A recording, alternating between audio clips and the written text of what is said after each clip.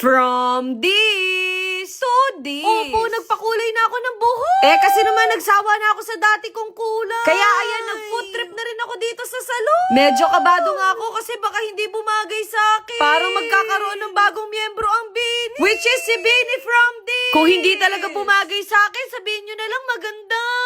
At eto nga, nalulungkot ako kasi namimiss ko na yung nanay ko. Namimiss ko na yung luto niya, yung pag-aalaga niya sa amin. Pero bigla ko napansin, nagdadry na yung buhok ko. Na parang walis timbo na sa sobrang dry. At dahil dyan, pupunta tayo ng salon para pa-treatment natin yung buhok ko. Hindi na nga ulit ako naligo kasi ililigo naman yung buhok ko doon. Sa totoo lang, ang dami nagkakagusto sa kulay ko na buhok ngayon. Ako kasi yung tipo na ayokong paulit-ulit. Gusto ko yung may bago naman. Alam niyo naman ako, mahilig ako maglaro ng ganda-gandahan. At finally, nandito na nga kami. Sobrang init nga dito sa Pilipinas, kaya buti na lang nagdala ako ng kumo. I-flex ko lang pala yung pagmumukha ko dun sa billboard. Alam niyo ba, sobrang grateful ko talaga dito sa salon na to. Simula 2020, alaga na nila ako. Opo, isa sila sa mga naniwala sa akin. At hindi rin ako tatagal dito kung hindi maganda yung service nila dito. Naku, parang lahat na yata ng kulay, tinry ko na. Natry ko na yung purple, yellow, blue, red, at konti na lang makukumpleto ko na yung side on. Sabi ko, gusto kong kulay ngayon yung mahogany. Yung meron siyang pagka-red at brown. Ngayon, iwa-wash out na nila yung buhok ko. Eto kasi yung ginagawa nila kapag dark yung hair mo. Para naman ma-achieve natin at kapit na kapit yung kulay, no? Yung nagustuhan ko din dito, yung mga gamot nila, hindi sumasakit yung anit ko. Ilang minuto pa nga lang naging kulay brown na yung buhok ko. Nabigla nga ako sa owner kasi meron siya pa surprise gift. Hindi niya daw kasi nabigay nung birthday ko kaya na-delay. Alam na alam talaga nila na mahilig talaga ako sa mga bag. At kahit anong bag yan, automatic gusto ko agad. Konti na lang talaga yung walk-in closet ko, puro bags na lang ang laman. At kahit hindi birthday ni Bunso, meron din siyang regalo.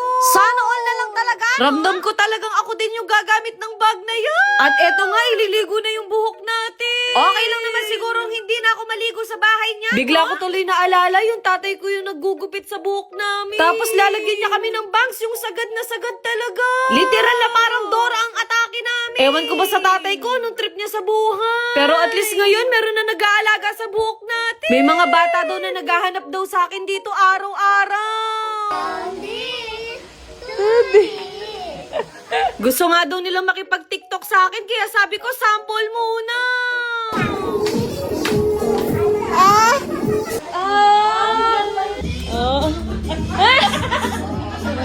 Literal na mas magaling pa sila sa akin. Sakto, dumating na yung coffee na in-order ko.